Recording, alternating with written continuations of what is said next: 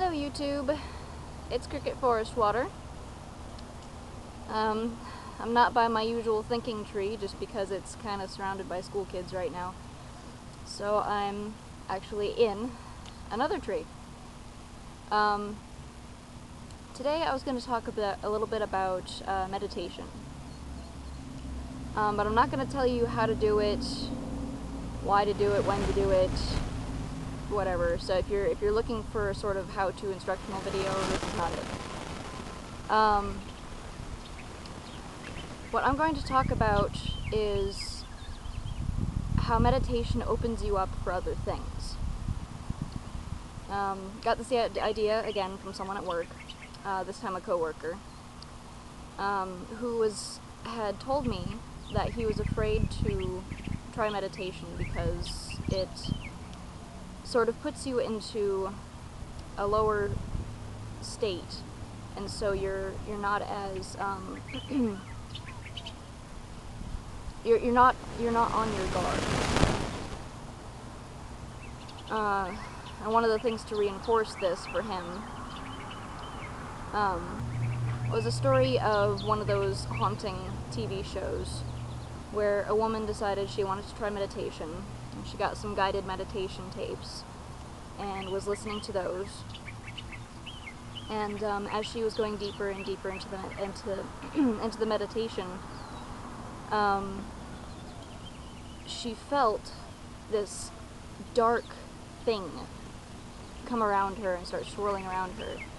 And after that, all of the haunting type, really weird stuff started happening in her home. So he's worried that that sort of thing will happen. So what I'm going to be talking about today is different methods, different ideas for how to protect yourself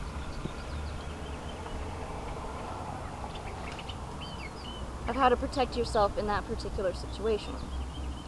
Well, in the story, she was listening to something for a guided meditation.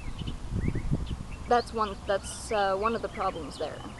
I'm not saying guided meditation is bad, but I would suggest doing it in a place where you know that the area has been cleansed or that it is clean.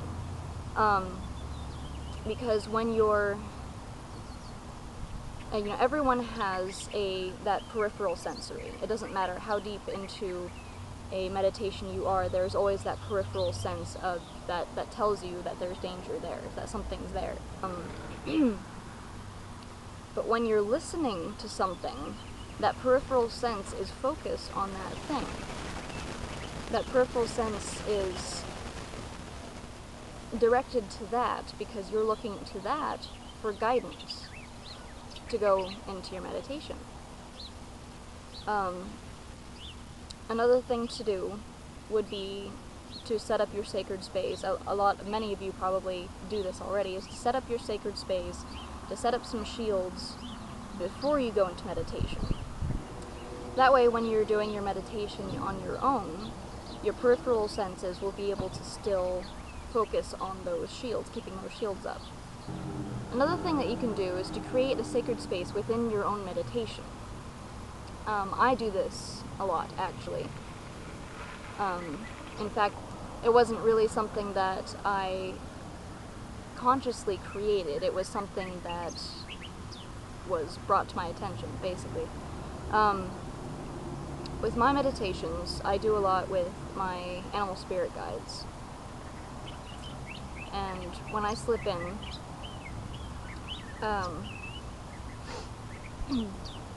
I focus on the darkness behind my eyes. I focus on that black, and I slip into that void. And I sit in that void for a while. And when I'm ready, one of my spirit guides will come and greet me, and bring me and guide me to this sacred place. Now, for you, it could be a room, it could be a field, it could be a cave. It could be a forest, anything. Just anything that is specifically yours, that is closed off from anything else that can get in.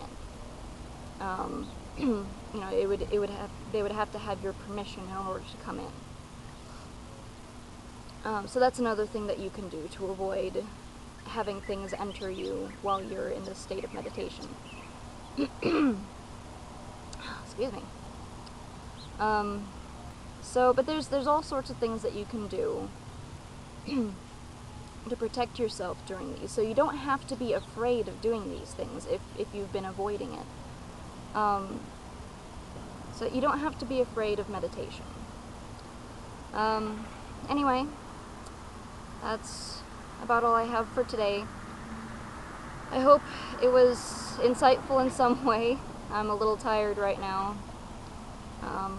The only time that I'm able to do these in the daylight is near or after my bedtime, so these usually end up being a little rambly. Anyway, I hope you have a good rest of your day. Blessed be.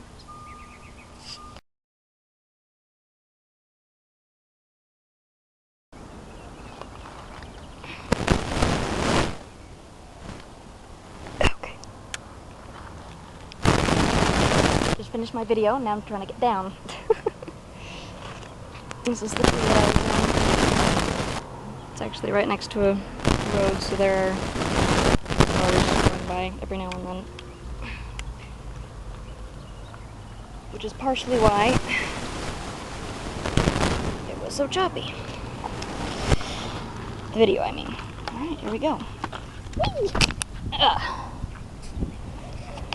Yay! And there's the tree. The very nice mesquite tree. The leaves are all new and full and green and pretty for spring.